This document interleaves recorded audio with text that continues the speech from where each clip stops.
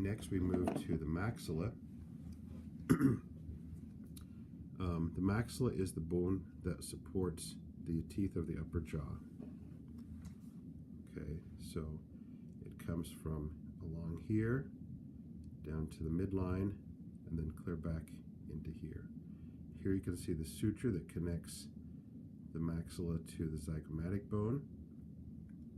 Oh, one other thing I failed to mention is that you can kind of see right here that part of the zygomatic forms this lateral inferior wall of the orbit. The maxilla forms this inferior wall of the orbit right along through here, so this is all maxilla there. Where the sockets of the are that hold the teeth, those sockets within the maxilla are referred to as alveolar processes.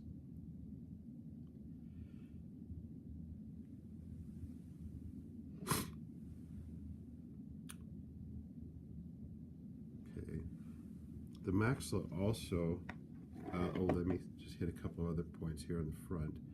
Right below the orbit, you see this indentation or that opening right there. That's the infraorbital foramen.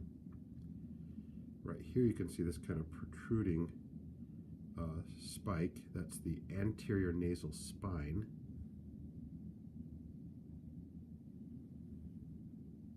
And then within here, if you could see this, you would find that there's an open pocket of air behind this wall here, and that's the maxillary sinus. Okay. Now, the maxilla also forms the roof of the mouth, or at least the anterior 2/3 of the roof of the mouth. So all of this portion along here is also part of the maxilla. And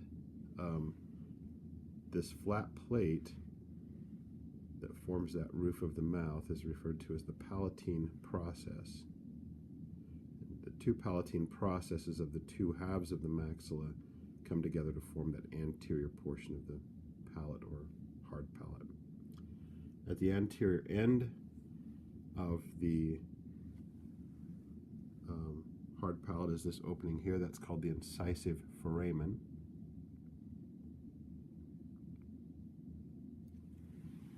And we'll see that later on. Okay, so that's that one. All right, the next bone is the lacrimal bone. The lacrimal bone is actually just a small sliver of bone that sits right in here. It's hard sometimes to see exactly the boundaries of this, but it's just a very, very small sliver found just anterior to this opening, which is the nasolacrimal canal. This is what conducts your tears down into your nasal cavity. So if you ever cry and your nose starts to run, it's because of the tears that are being conducted from the nasolacrimal canal from your eye into your nasal cavity. But just anterior to that is a small sliver, a crescent-shaped sliver of bone called the lacrimal bone. Up along the top here, these are the nasal bones. They're very, very slender, small bones that form the bridge of the nose. Okay, and then we have a paired set of bones, which are the parietal bones. The term parietal means to the side, and they're aptly named because these form the sides of the skull. So here in the front again is frontal bone, and then we have these paired parietal bones.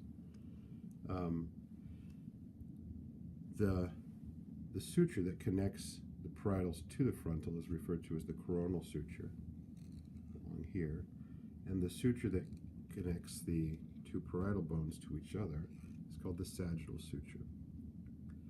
The suture that connects the parietal bones to the occipital is referred to as the lambdoid suture. Okay, now you can kind of see this, I think, on the side here. You can get a sense of these small ridges right along here, maybe just one just above it. They're very, very indistinct in some cases. In others, they're fairly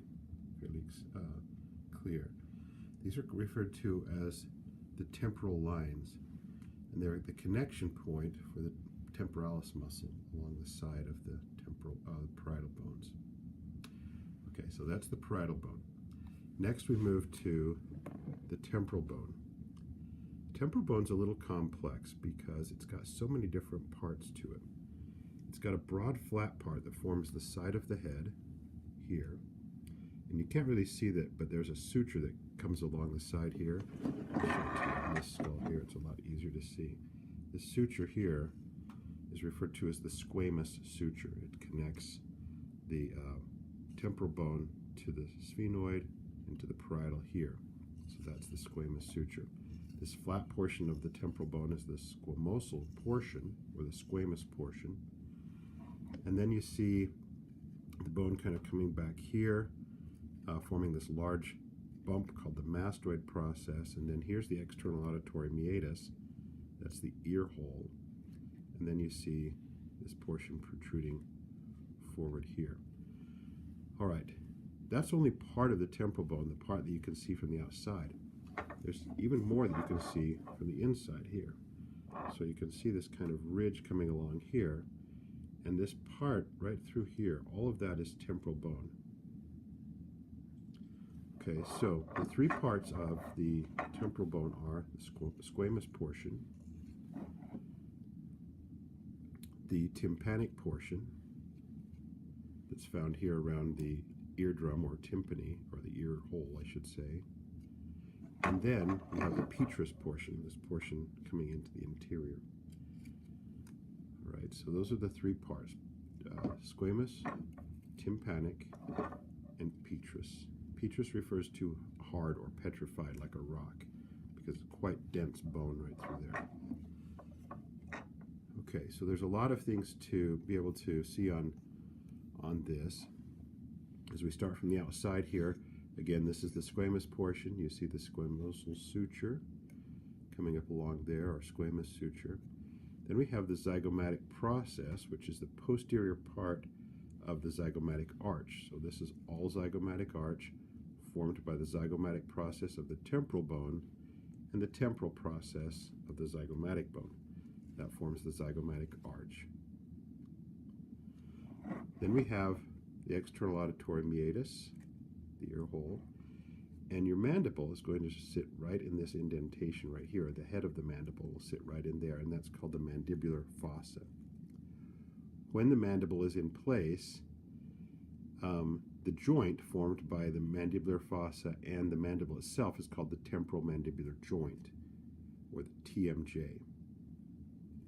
Again, this is the tympanic portion.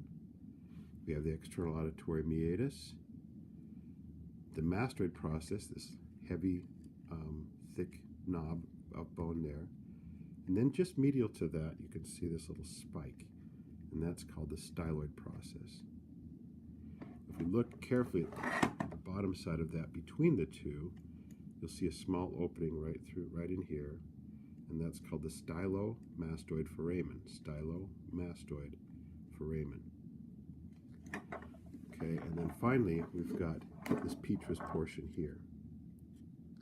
I'll show the petrous portion on this other bone because it's not quite so dirty. It's a little cleaner to see. All right, so here's the petrous portion, this little spike region here.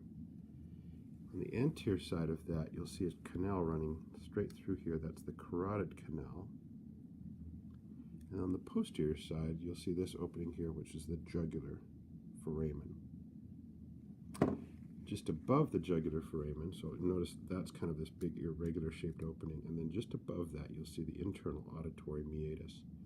That's going to be the passageway for the facial nerve, as well as for the vestibulocochlear nerve.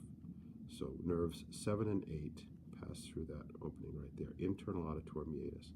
So again, on the petrous portion, you see carotid canal here.